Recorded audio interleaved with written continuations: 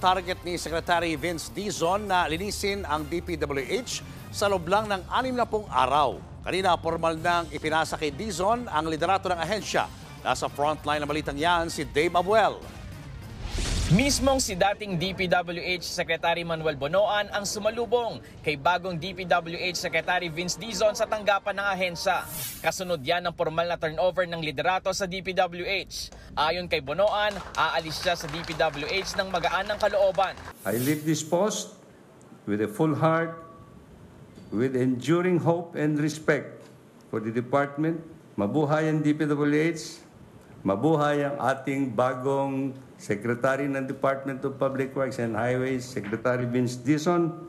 Tinanggap ni Pangulong Bongbong Marcos ang resignation ni Bonoan sa gitna ng mga umano'y Ghost Flood Control Project. Ayon kay Secretary Dizon, magiging madugo ang mga susunod na linggo para sa DPWH. Maraming pagbabago kabilang na ang hiningi niyang courtesy resignation sa mga undersecretary hanggang district engineer ng ahensya. Marami naman daw magagaling sa DPWH at tapat sa serbisyo pero kailangan tanggalin ang mga pasaway. It is a difficult process, but it is a necessary process.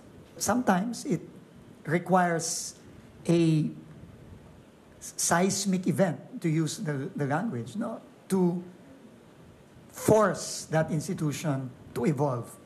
Isusumite na ni Bonoan kay Dizon ang naunang validation report na ginawa kaugnay ng flood control projects. Sa 1,600 validated flood control project, 15 raw rito ay tag as missing o inaalam pa ang lokasyon. Hindi pa naman ghost time. This has to be validated. Most of them are in the first district of Bulacan. And I think there are scattered in some of the regions. Handa raw ang bagong kalihim na silipin ang red flag sa pondo ng DPWH. Titignan po natin kung ano yung mga red flag na yan. Kung kakailanganin pong baguhin, tanggalin, o kung ano man ang kailangan gawin. Kasama po yan sa proseso. Sa pag-alis ni Bonoan sa ahensya, itinanggi niyang sangkot siya sa anomalya sa flood control projects.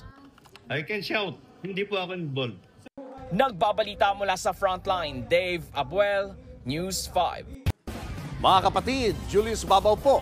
Para sa komprehensibo at makabuluhang balitaan at talakayan, mag-follow at mag-subscribe na sa social media pages ng News 5.